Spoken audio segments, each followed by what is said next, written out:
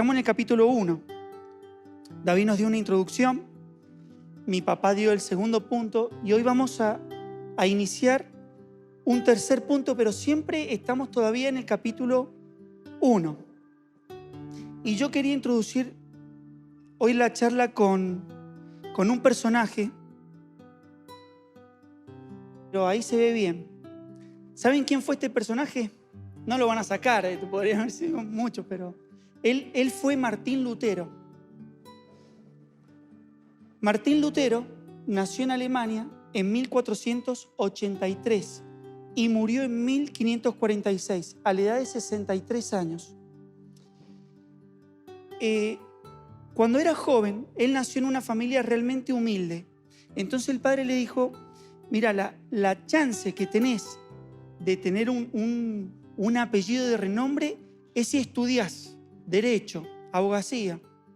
Bueno, le pareció bien a Martín Lutero y se inscribió en la Universidad de Abogacía, de Derecho. Y dice que en esos tiempos, cuando estaba en su primer año, camino a una aldea, a alguna ciudad, lo agarró una tormenta muy grande. Tormenta con relámpagos, truenos y rayos. Y fue tan grande la tormenta que él llegó a un momento que le dijo a Dios, si me sacás con vida esta tormenta, voy a dedicar mi vida a vos y te voy a servir. Adivina qué pasó. Salió con vida de la tormenta.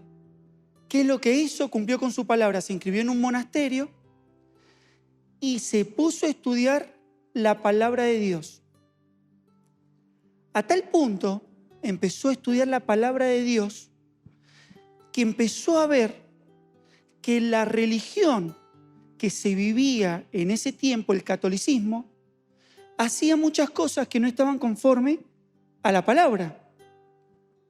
Llegó un momento en donde él, podríamos decir que cansado de tanta hipocresía cristiana, escribió y redactó 95 premisas, ¿sí? Llamadas 95 tesis de Lutero, en donde él escribía cada una por qué no compartía lo que practicaba la iglesia conforme a la palabra de Dios.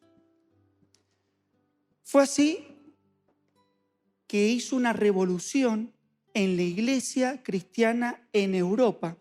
Y la premisa de él fue que la iglesia volviera a las bases, que la iglesia volviera a estudiar la palabra de Dios.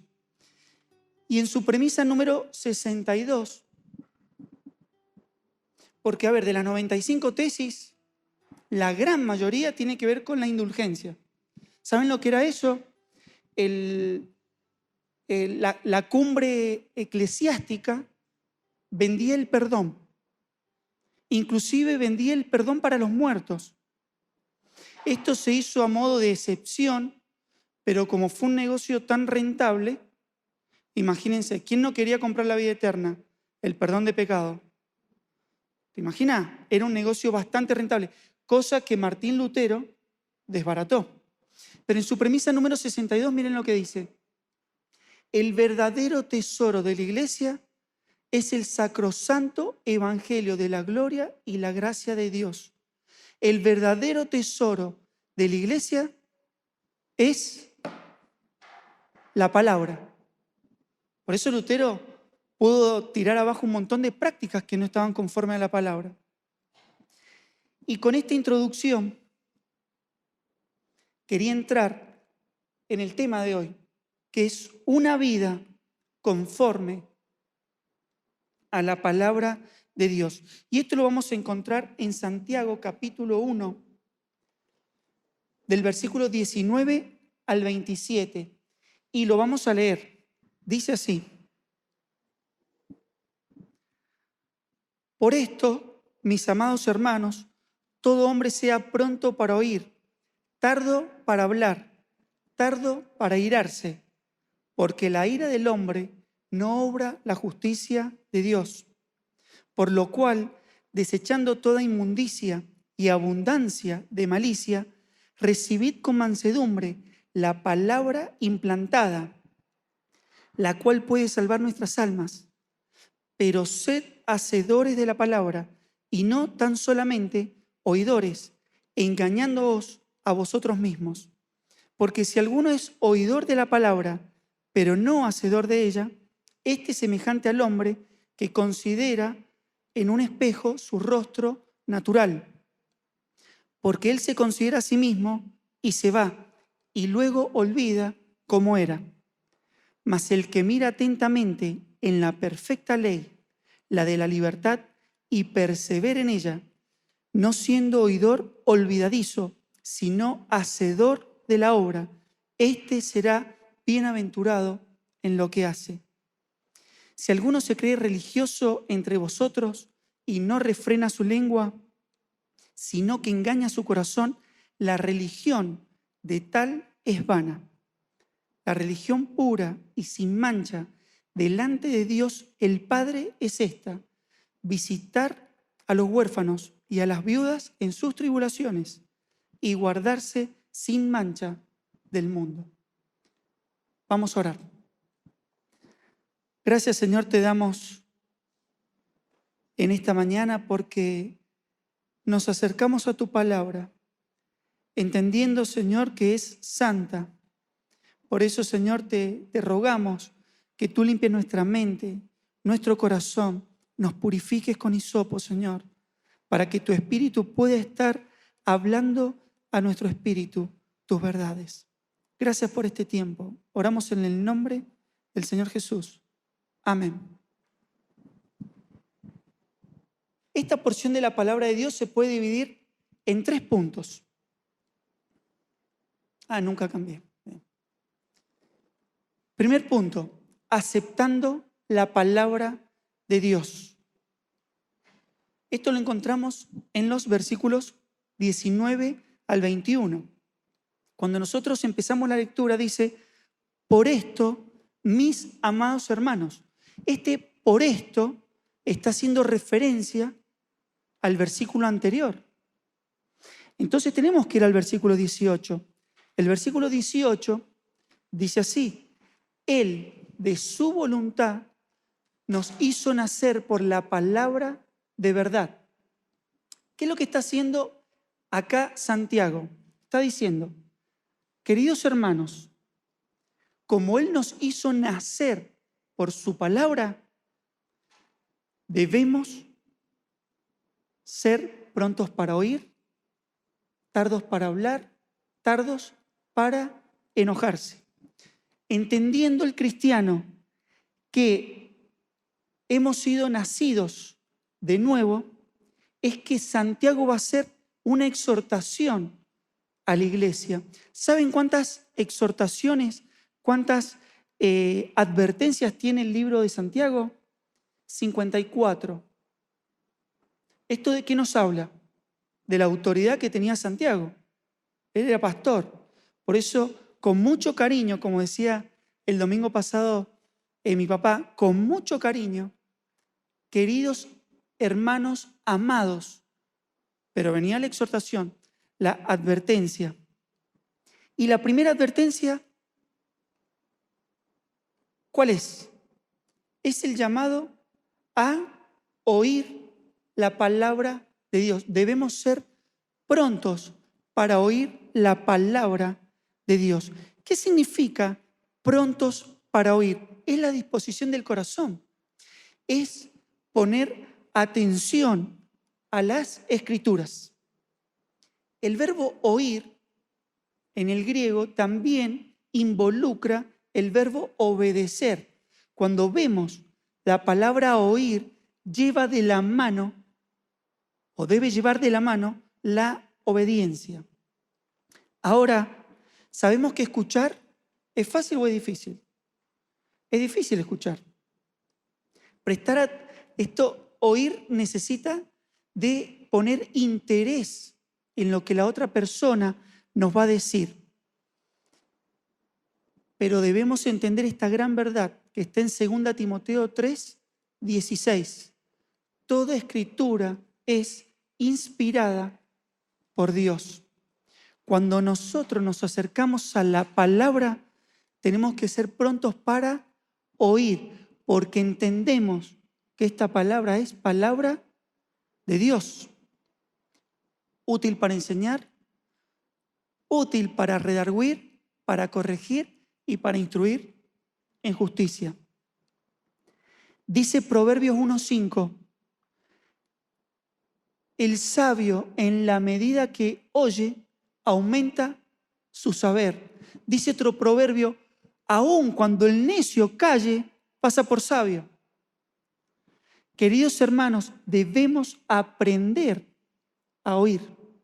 Debemos aprender a acercarnos a la palabra de Dios, entendiendo que tenemos que prestar atención para que Dios nos hable.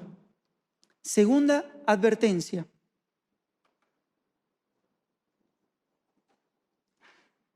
Complemento de la primera.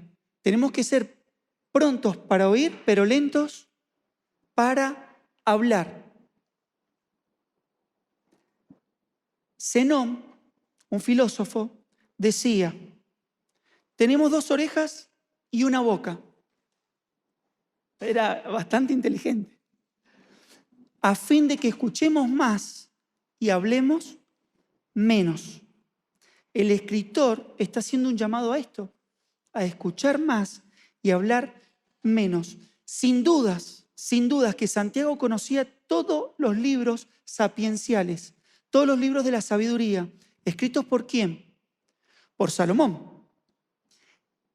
Voy a leer un versículo de las conclusiones de Salomón, que está en Eclesiastés 5, del versículo 1 y 2, dice, cuando fueres a la casa de Dios, guarda tu pie y acércate más para oír que para ofrecer sacrificio de los necios, porque no saben que hacen mal.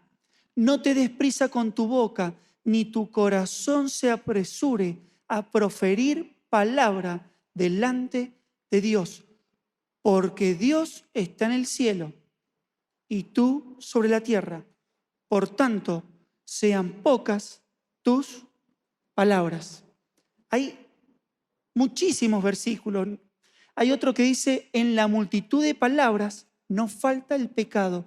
Cuando uno se apresura para hablar mucho, lo más seguro es que metamos la pata. Lo más seguro es que pequemos. Saber callar es igual a dominio propio. Y esto es igual a madurez espiritual. Tercera advertencia que está ahí en el versículo 19. Tardos para airarse. Esta última advertencia va de la mano con la anterior. El que sabe callar, porque tiene dominio de su cuerpo, también debe saber ser lento para airarse, para enojarse. Esto tiene que ver con la templanza.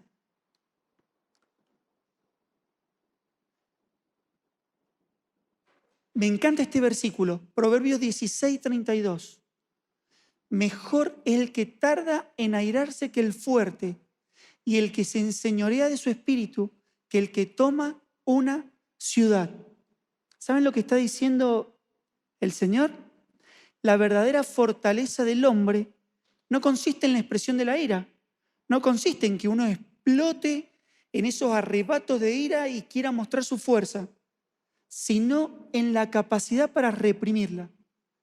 La verdadera fortaleza consiste en la capacidad, en el dominio propio para reprimir la ira, la explosión de la ira.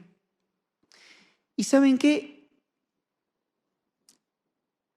La ira produce muchas dificultades en la vida del creyente. Yo voy a mencionar solamente 3.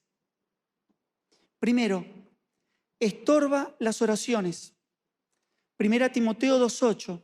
Quiero pues que los hombres oren en todo lugar, levantando manos santas, sin ira ni contienda. ¿Querés que tu oración no sea estorbada? Tenés que tener manos santas, no debes albergar ira ni contienda.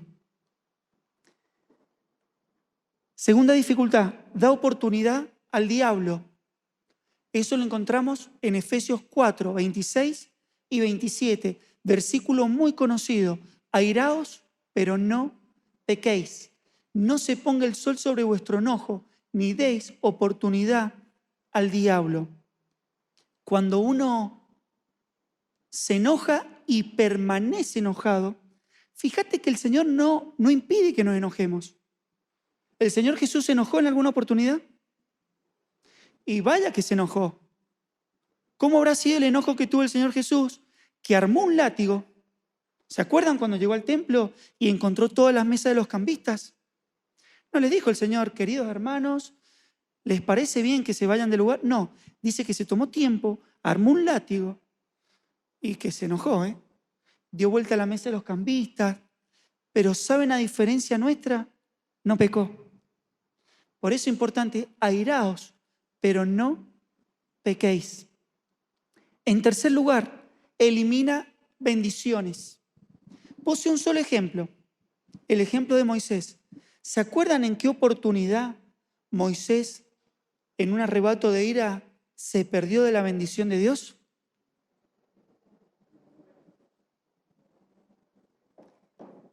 El Señor le dijo en una segunda oportunidad, tenés que hablarle a la roca. La primera vez que Moisés hizo salir agua de la roca figura de Cristo. Con la vara Moisés dice que golpeó la roca y salió agua. A ver, tenía un significado muy profundo esto. La vara golpeando la roca, ¿qué significaba? La muerte de Cristo en la cruz.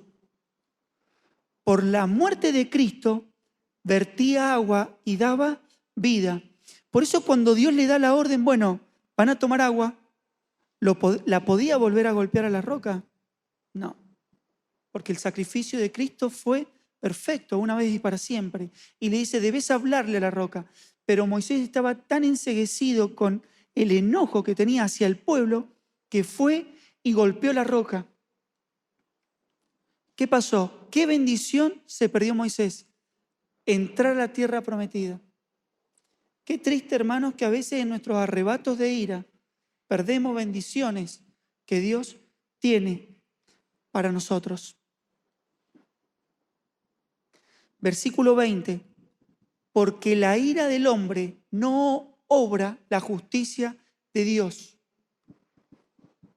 De otra manera, un creyente airado, un creyente enojado, no puede hacer las buenas obras que Dios tiene preparado para nosotros. Hay que dejar lugar a la ira de Dios. Miren lo que dice Efesios 2, versículo 10. Porque somos hechuras suyas, creadas en Cristo Jesús, para buenas obras, las cuales Dios preparó de antemano para que anduviésemos en ellas. Cuando nosotros estamos airados, enojados, no podemos andar en las buenas obras que Dios ha preparado para nosotros. Ahora, quiero hablar de dos acepciones de la palabra ira. Aquí podemos ver dos formas diferentes. La primera es el arrebato de ira, el enojo que nos pasa. Y la segunda, y mucho más peligrosa, tiene que ver con raíces de amargura. Y esto también es airarse, enojarse. Este tipo de ira acontece cuando nos lastiman nuestro ego, cuando lastiman nuestro yo. Y a veces cuando pasa eso, y uno quizás no explota, ¿no es cierto? Pero empieza a guardar para sí raíces de amargura. Y esto es peligroso, porque los demás no la ven. Y a veces pasan desapercibidas para nosotros mismos. Por eso el autor hace un llamado a no guardar raíces de amargura. Dice Romanos 12, 19. Hay que dejar lugar a la ira de Dios. No os venguéis vosotros mismos, amados míos, sino dejad lugar a la ira de Dios, porque escrito está, mía es la venganza, yo pagaré, dice el Señor. ¿A quién hay que dejar lugar para la venganza? A Dios. Ahora, ¿te suena la ley del talión? ¿Le suena? Es una ley que dio Moisés, que dio Dios al pueblo, ¿no es cierto? ¿Qué es lo que dice esta ley? Ojo por ojo, bueno, ese es el segundo versículo, dice arriba, vida por vida, ojo por ojo, diente por diente, y da más ejemplos, mano por mano, pie por pie. ¿Cómo me pide el Señor que no me vengue, que la venganza es de Él, si me está diciendo ojo por ojo? ¿No es que está regulando la venganza con esta ley? ¿Qué les parece? Ustedes saben que no. Esta ley, llamada ley del talión, que está en Éxodo 20:24, no fue una ley para regular la venganza. Si, si un hermano te hizo esto, entonces vos le podés devolver esto. Esta es una ley que dio el Señor a los jueces. ¿Por qué? Esto es un principio jurídico de justicia retributiva. Están como un poco complejas las palabras, pero es una ley que dio el Señor a los jueces para que pudieran implementar una justicia retributiva que sea realmente justa. ¿Por qué? Porque ¿cuál es la tendencia del hombre? A dar siempre más de lo que recibís. Al que te ofende, siempre le queremos dar el doble o el triple de la ofensa que nos hizo. Entonces Dios, ¿qué dijo? No, pará. Si te han dañado por un ojo, la ley dice que tenés que devolver por un ojo, no por más. Entonces la ley del talión no está regulando venganza, al contrario, está regulando la paga que iba a recibir el que había cometido el agravio.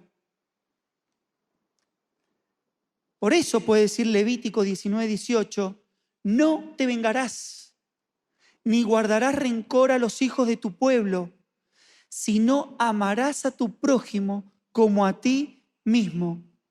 Yo, Jehová.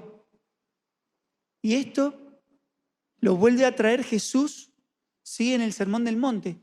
Oíste que fue dicho, ojo por ojo, diente por diente.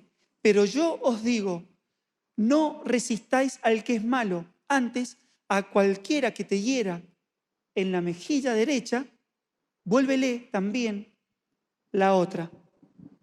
¿Está claro? La palabra del Señor de ninguna manera regula la venganza. Al contrario, le pone parámetros a los jueces de esa época para poder dar la paga que ellos merecían.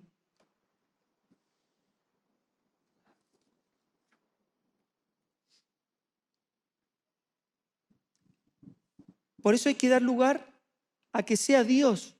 Cuando Dios dice, mía es la venganza, ¿por qué pensás que dice el Señor, mía es la venganza? Porque en su justicia Él es perfecto. El único que puede medir la ofensa desde la más absoluta equidad y dar el pago por el daño justo es Él. Por eso Él dice, déjame a mí, yo doy el pago. Porque Él mide las intenciones del corazón, es el único que puede pesar corazones.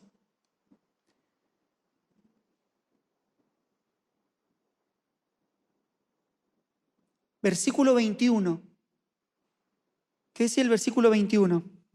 Por lo cual, desechando toda inmundicia y abundancia de malicia, recibid con mansedumbre la palabra implantada.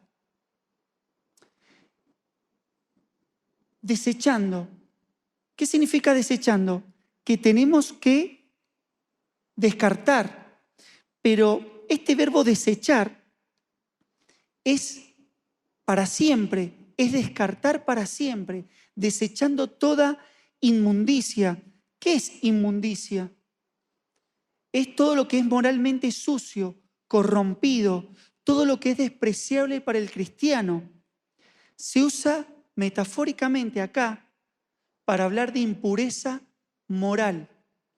dice el Señor, desechen todo tipo de impureza moral y abundancia de malicia.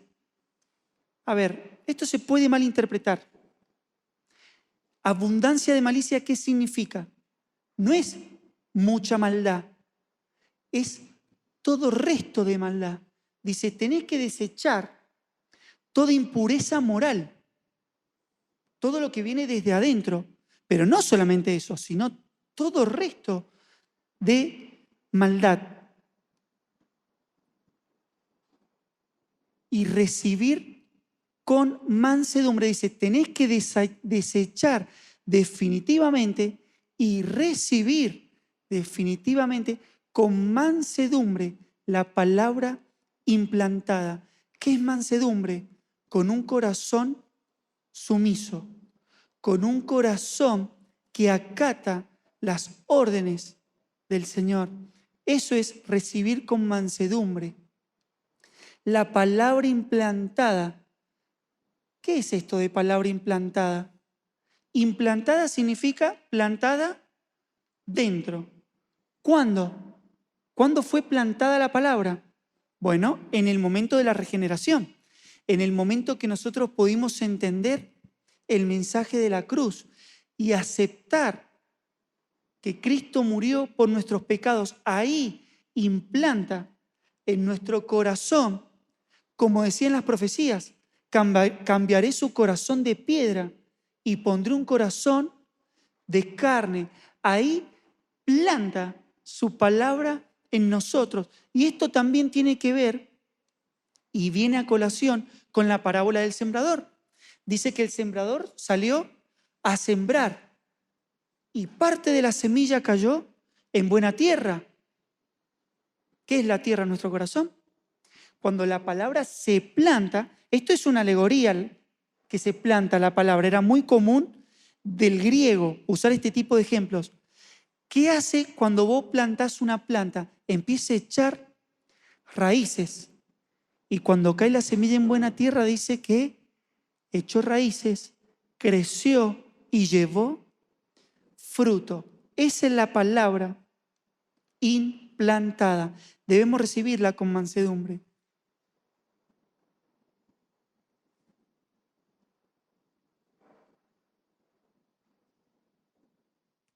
Segundo punto. El primer punto era aceptando la palabra de Dios. Pero empezó diciendo, bueno, pero hay que ser no tan solo oidores, sino hacedores. Hermanos, podemos sentarnos en la iglesia, podemos escuchar la palabra de Dios, podemos entender que la palabra de Dios nos marca un error, pero no la podemos hacer, no la podemos obedecer.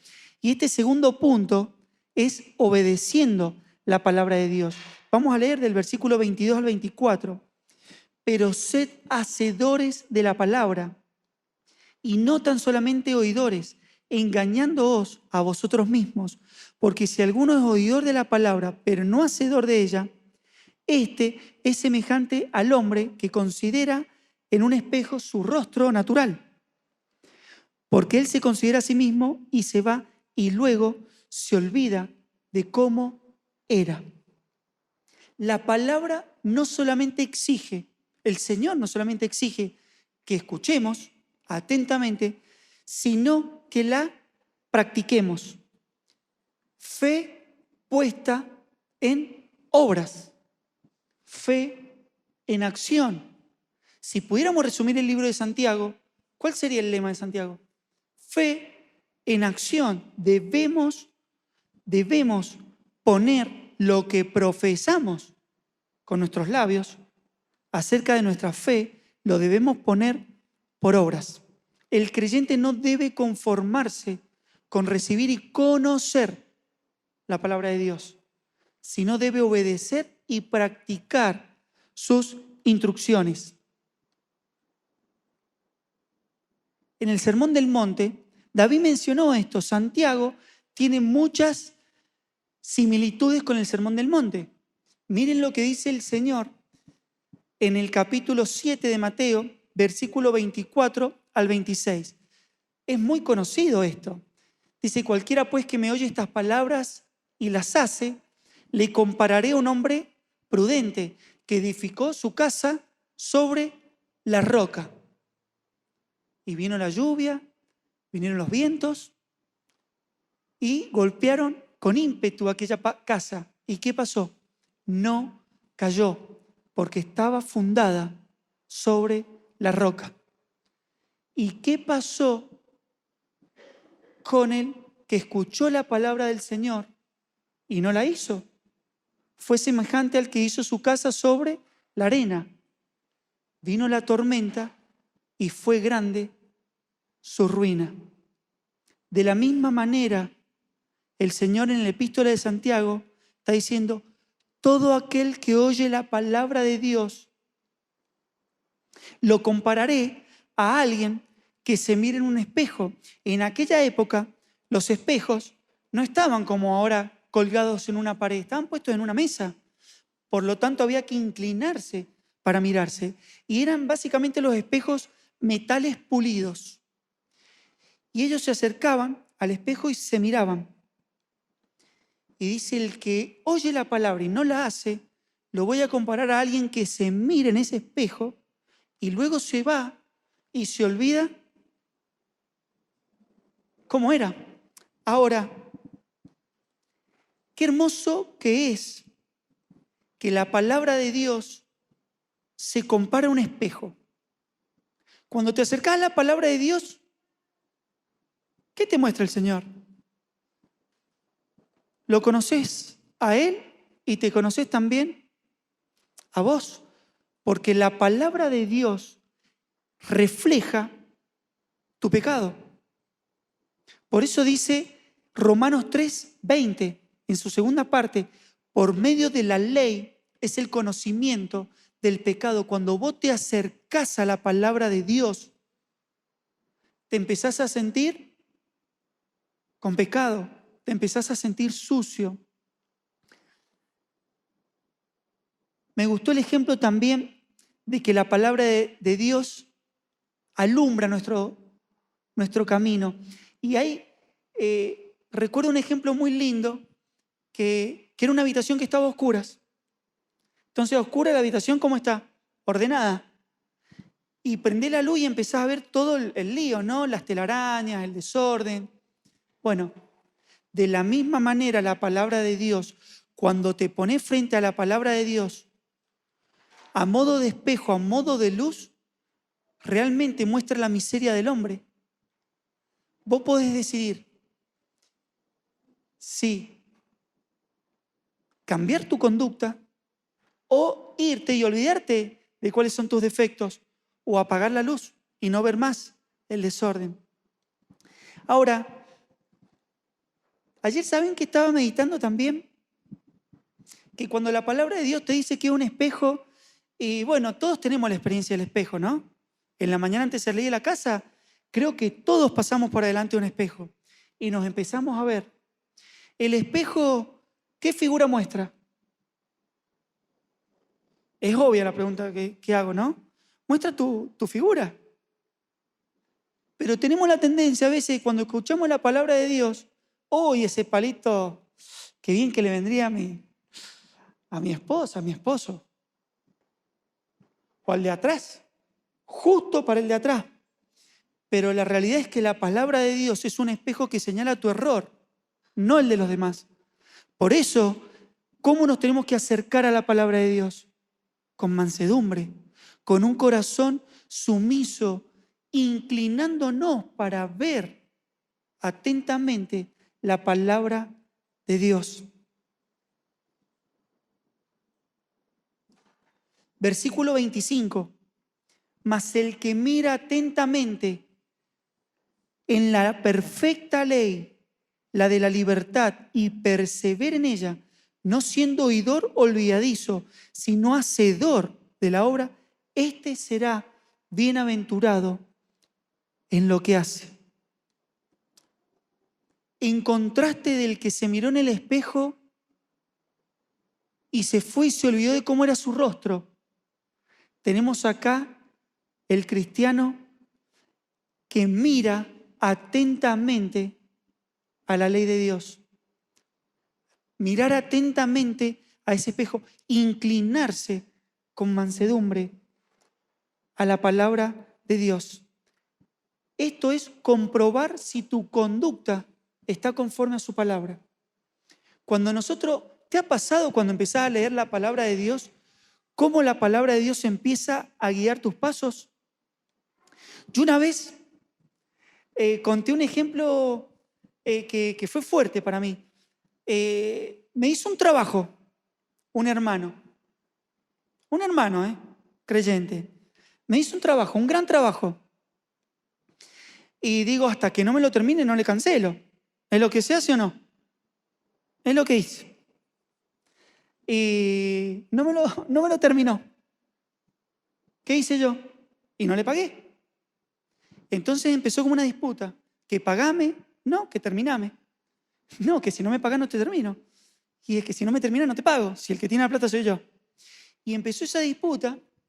Y la verdad que empecé a sentirme con un disconfort adentro mío. Y me acerco a la palabra de Dios. Y justo leo la porción que dice: arregla con tu adversario mientras vas de camino al juez, antes de que te entregue.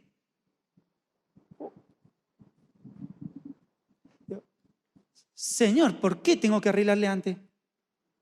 Sé que lo voy a arreglar y no me va a terminar el trabajo. Bueno, ¿por qué? Porque es lo que yo te mando. Lo que a él le acontezca va a ser como lo mismo que le dijo a Juan: si yo quiero que él viva hasta que yo vuelva. A Pedro, perdón. ¿Cuál sería tu problema? Vos tenés que manejarte con los parámetros que yo te doy a vos. Tenés que ir a cancelar. Fui y cancelé en obediencia al Señor. Pero la palabra de Dios hace eso en nuestra vida. En cuanto nos acercamos y meditamos en ella, empieza a darnos conducta. Hay mucha gente: necesito que ores por mí por tal asunto. Hermanos, somos todos sacerdotes. Todos podemos llegar a la presencia del Señor. Todos tenemos su palabra. El Señor nos guía a todos. Debemos orar los unos por los otros. Pero la guía y la dirección para tu casa, para tu persona y para tus necesidades te la va a dar el Señor a vos puntualmente. No esperes que venga un profeta a decirte tenés que decir esto o lo otro. Si lo pudiera hacer, el Señor es soberano. Pero busquemos la guía del Señor. ¿En dónde? En su palabra. ¿Cuánto tiempo dedicamos a la palabra del Señor? Ley perfecta. Por eso decía recién Santiago, conocedor de los libros de Salomón. ¿Qué dice Salmos 19:7? La ley de Jehová es perfecta. Ley de la libertad. ¿Por qué ley de la libertad? La palabra anuncia libertad por medio de Cristo, porque el hombre era esclavo del pecado. Dice Juan 8:36, si el Hijo os libertare, seréis verdaderamente libres. ¿Libres de qué? Libres del error, libres del engaño, libres de la trampa del pecado. La ley mosaica, la ley que se le dio al pueblo de Israel, llamada ley mosaica, ¿para qué fue puesta la ley? Claro, para que el pecado quedara en evidencia. ¿Sí? La ley mosaica daba realidad de pecado, pero no libertaba del mismo. La ley no podía dar libertad del pecado. Por eso Cristo, Él nos libertó del pecado, como estaba escrito proféticamente en Isaías 61:1, versículo muy conocido. David lo dice mucho: el Espíritu del Señor está sobre mí y me ha ungido para predicar las buenas nuevas, dar libertad a los cautivos y proclamar el año de la buena voluntad del Señor. el Señor Jesús vino a dar libertad a los cautivos del pecado.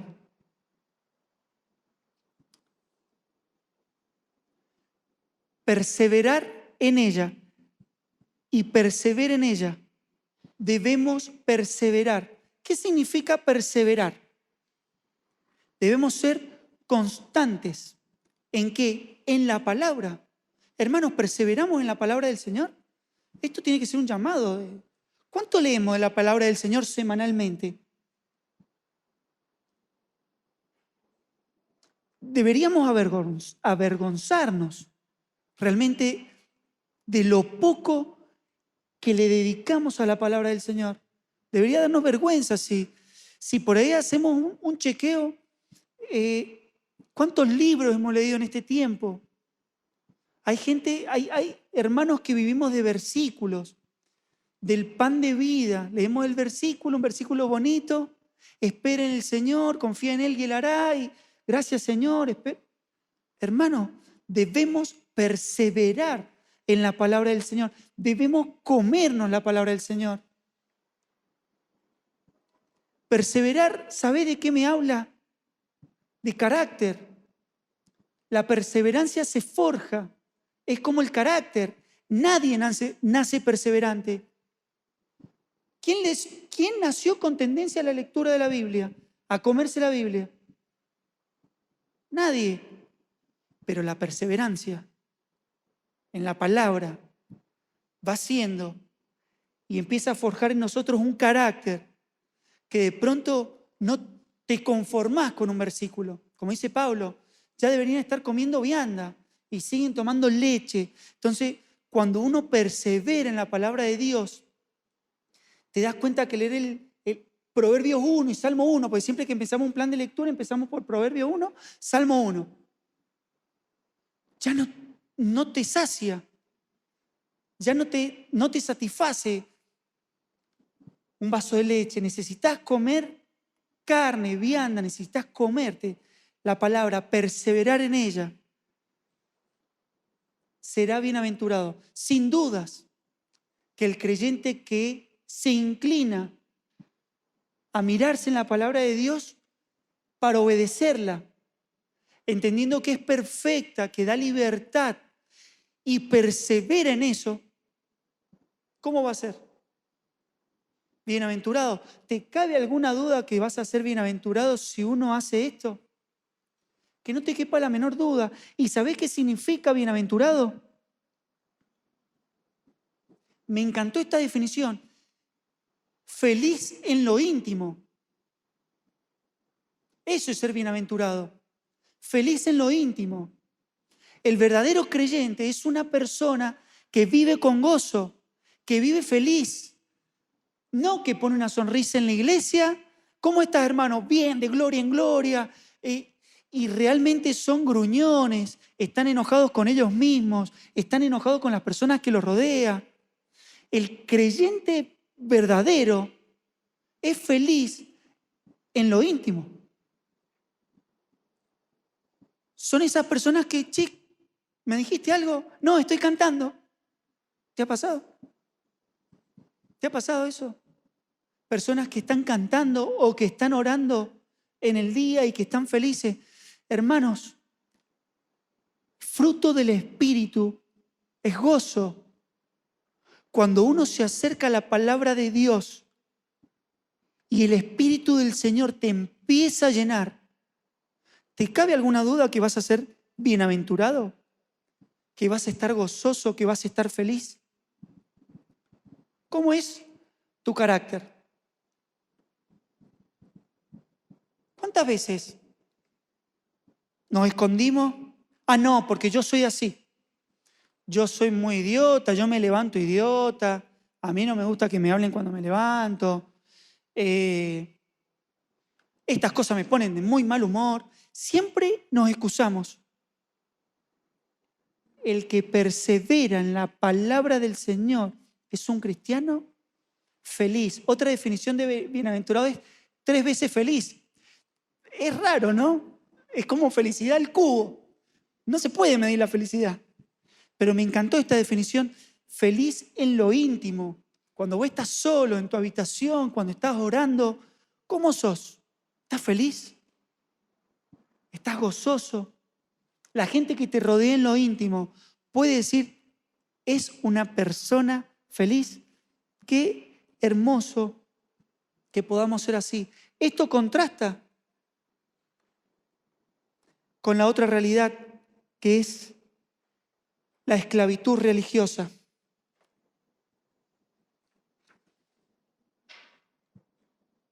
Vamos al tercer punto.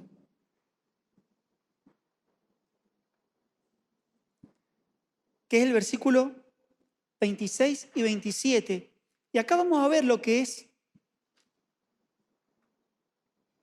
una esclavitud religiosa. Porque dice así, si alguno se cree religioso y no refrena su lengua, la religión de tal es vana, es inservible. Cuando el escritor pone si alguno se cree, está haciendo referencia a que a veces nos engañamos a nosotros mismos. A veces nosotros nos creemos que somos religiosos y estamos engañados en que estamos haciendo las cosas bien y que somos religiosos. Y el Señor dice, el corazón es más engañoso que todas las cosas. Por eso no te tenés que creer vos religioso. Tenés que acercarte a la palabra de Dios para que Él te muestre qué hay en vos. ¿Qué es religioso? Porque a veces creo que cometemos el error de pensar que religiosos son todos los que no son evangélicos. Estoy hablando por mí. Cuando uno ve una misa católica y ve toda esa Eucaristía, todo ese culto, qué religiosos que son. Qué lejos que está de eso la religión. Nosotros podemos ser religiosos estando acá sentados, viniendo todos los domingos. ¿Sabés qué significa religioso? Lleno de normas. El domingo no podemos faltar. Y si no te levantás, te voy a dar una pateadura. Y va a ir a la iglesia. ¿Sí? A ver. Eso es religión. Venir todos los domingos, estar en todas las reuniones de oración, eso no te hace un creyente verdadero. Podés ser religioso, por eso hoy la palabra de Dios como un espejo se pone frente a nosotros para mostrarnos qué estamos viviendo. ¿Estamos viviendo una religión falsa o verdadera? El religioso, lleno de normas, busca agradarse a sí mismo. El interés se centra en su conducta. Bueno, no vamos a hablar de vestimenta, pero pudiera ser vestimenta, puntualidad, asistencia. Hay tantas conductas que nos pueden hacer religiosos. Hasta la lectura de la Biblia pudiera ser religiosa. Cuando nos acercamos a la palabra de Dios y no dejemos que modifique nuestra conducta. Eso es lo que Pablo escribe de una manera tremenda en Colosenses 2, versículo 20 al 23. Dice así, pues si habéis muertos con Cristo en cuanto a los rudimentos del mundo, ¿por qué, como si vivieseis en el mundo, os sometéis a preceptos tales como no manejes, ni gustes, ni aun toques, en conformidad a mandamientos y doctrina de hombres? Cosas que todas se destruyen con el uso. Tales cosas no tienen a la verdad cierta reputación. Tales cosas tienen a la verdad cierta reputación de sabiduría, en culto voluntario, en humildad y en duro trato con el cuerpo, pero no tienen valor alguno contra los apetitos de la carne. ¿Querés que te diga algo? La religiosidad, todo lo que menciona Pablo acá, no comas, no manejes, no podés venir así, ajustate la corbata. La religiosidad no tiene valor alguno contra los apetitos de la carne. ¿Se les viene algún ejemplo en el Nuevo Testamento de religiosidad? El Señor Jesús realmente confrontó de una manera tremenda con los fariseos, porque Él les decía, sepulcros blanqueados, por fuera tienen apariencia de piedad, pero por dentro están llenos de muerte. Eso es religiosidad. Apariencias. Te digo que es sorprendente lo que el ser humano puede aparentar. Es sorprendente lo que el ser humano puede caretear. Trabajar con colegas pedófilos. Años. ¿Qué te parece? 2 colegas.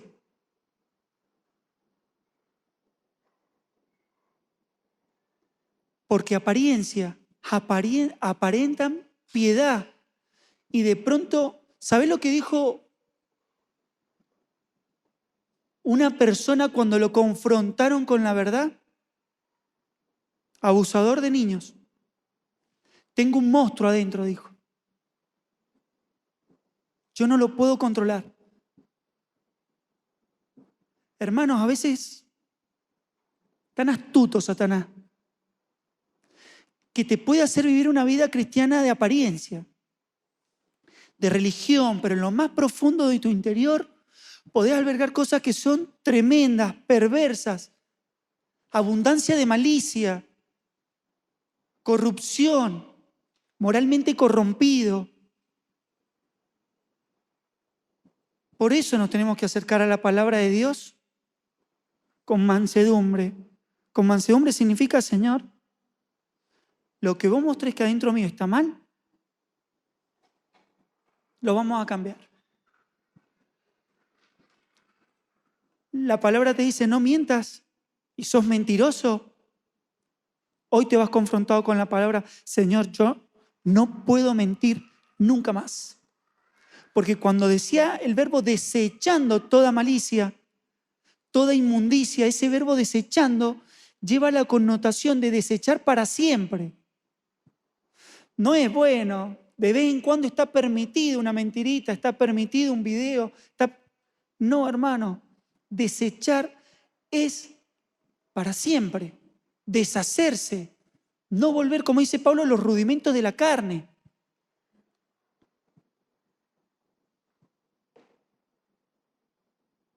¿Recuerdan lo que les dijo Samuel a Saúl? Está ahí en 1 Samuel 15:22. Saúl, en un arrebato, no llegaba a Samuel para salir a la guerra, tenía que ofrecer sacrificio antes de salir a la guerra, y Samuel no llegaba, pero estaba dentro del tiempo establecido por Dios y por Samuel. ¿Qué hizo? Se apresuró y ofreció sacrificios él. Y cuando llegó Samuel, le dice, Saúl, ¿qué has hecho? No, es que como no llegabas y yo quería. ¿Se complace Jehová tanto en los sacrificios como en que se obedezca su palabra? ¿En qué se complace más Jehová? En la obediencia. Hermanos, tenemos que tirar al piso. Tenemos que, como decía Pablo, tomar por basura toda religiosidad, todas aquellas cosas que nos atan para vivir una vida cristiana en obediencia perfecta al Padre. Si alguno se cree religioso y no refrena su lengua, este verbo refrenar significa conducir con un freno. ¿Vos te subirías a una bicicleta sin freno para bajar una montaña? ¿O te subirías a un auto sin freno? ¿Te ha pasado alguna vez? A mí me ha pasado y temblás una barbaridad. Bueno, refrenar da esta idea manejar una situación, pero con un freno a la mano. Tal como se hace ¿con quién? Con los caballos. Esto metafóricamente, refrenar la lengua es una metáfora. Pero ¿de qué nos está hablando? De autocontrol, dominio propio. ¿Se acuerdan al principio? Prontos para oír, lentos para hablar. Dijimos que hablar era igual a dominio propio, igual a madurez espiritual.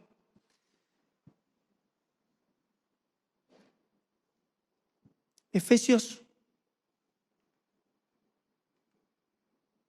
4:29 dice: ninguna palabra corrompida salga de vuestra boca, sino la que sea buena para la necesaria edificación, a fin de dar gracia a los oyentes. ¿Saben a qué hace alusión palabra corrompida? Murmuración, chisme, crítica.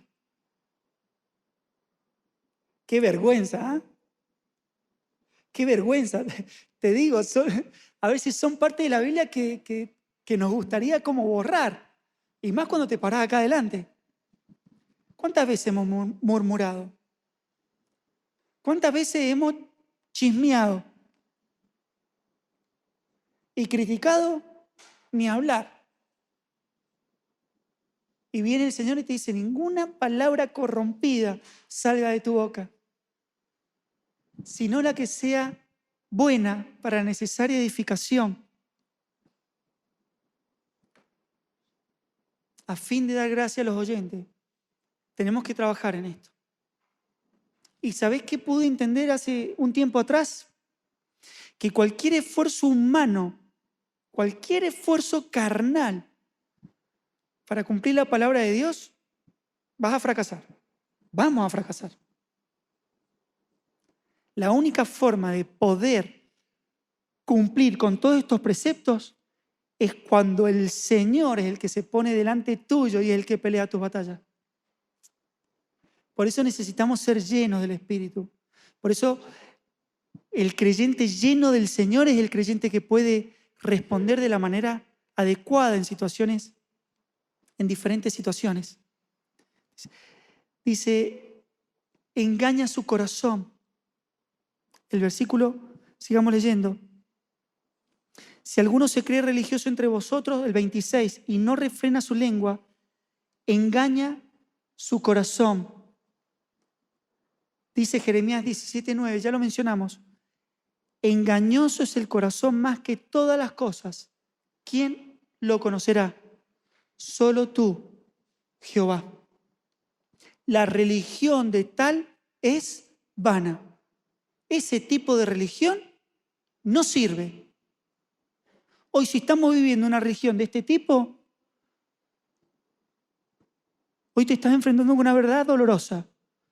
Querido hermano, hermana, una vida cristiana de este tipo es vano. No sirve. ¿Saben por qué no sirve? Porque no tiene fuerza alguna contra los apetitos de la carne. Cuando salgas acá y agarres el teléfono, vas a caer tan rápido como sea que pongan un video. ¿Por qué? Porque la religiosidad no tiene fuerza para los apetitos de la carne. Es vana. ¿Cuál es la religión pura? El versículo 27 va a contrastar esta falsa religión. ¿Y cómo le va a llamar? Religión pura y sin mancha. ¿Qué significa religión pura?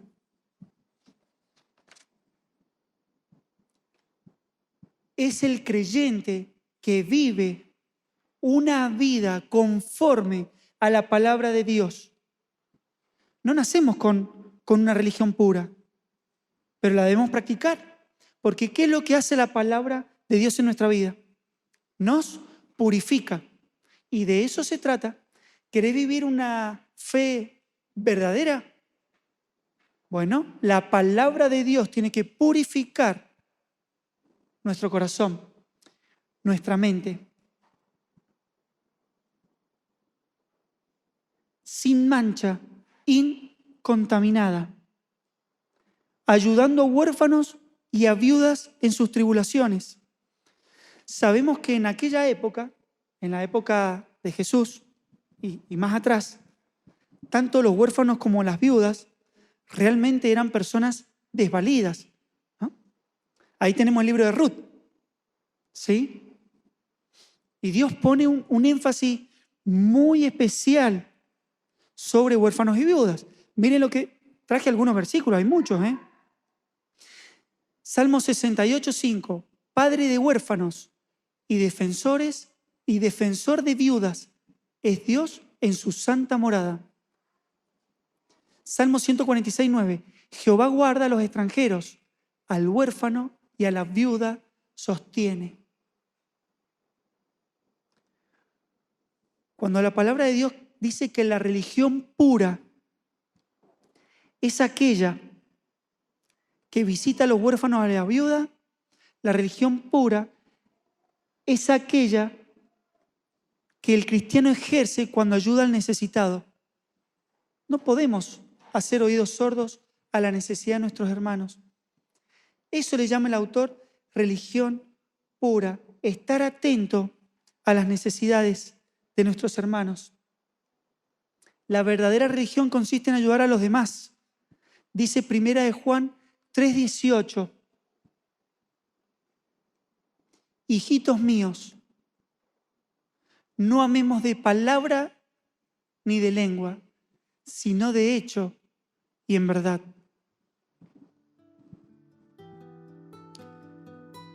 Hermanos, para terminar, hoy el Señor nos ha puesto frente a su palabra. Y hoy podemos decir que la mirada de Dios está escudriñando, está revisando nuestros corazones. Y todas aquellas cosas que aparentamos caen, porque Él valora y mide la realidad de nuestro corazón. La pregunta es, ¿cómo está tu corazón frente a su palabra? ¿Estamos viviendo una religión falsa o estamos siendo creyentes que viven una religión pura y verdadera? Que el Señor pueda trabajar hoy en nuestros corazones y que podamos ser no tan solo oidores, sino hacedores de su palabra. Fe puesta en acción. Vamos a orar para terminar. Gracias, Señor, te damos por este tiempo. Gracias por tu palabra, Señor. Gracias porque es un espejo que nos confronta con nuestra triste realidad, Señor, con nuestro pecado. Señor, no nos queremos ir hoy para ser los mismos, sino queremos que tu palabra nos purifique y así, Señor, que nuestra conducta vaya siendo cada día más parecida a la de Cristo. Señor, pon en nosotros la mente de Cristo. Pon el corazón de Cristo en nuestro pecho, los ojos de Cristo, Señor. Su mirada, ponela en nosotros, Señor. Señor, hoy oramos por aquellas personas que han vivido una religión y que hoy se arrepienten, Señor. Te pedimos perdón, Señor, porque estamos tan llenos de apariencias que nos engañamos a nosotros mismos. Señor, perdonanos, purificanos, ayúdanos a vivir una vida, Señor, verdadera, transparente, sin nada que ocultar, Señor, pura y sin mancha. Gracias por tu palabra. Oramos en el nombre precioso del Señor Jesús. Amén.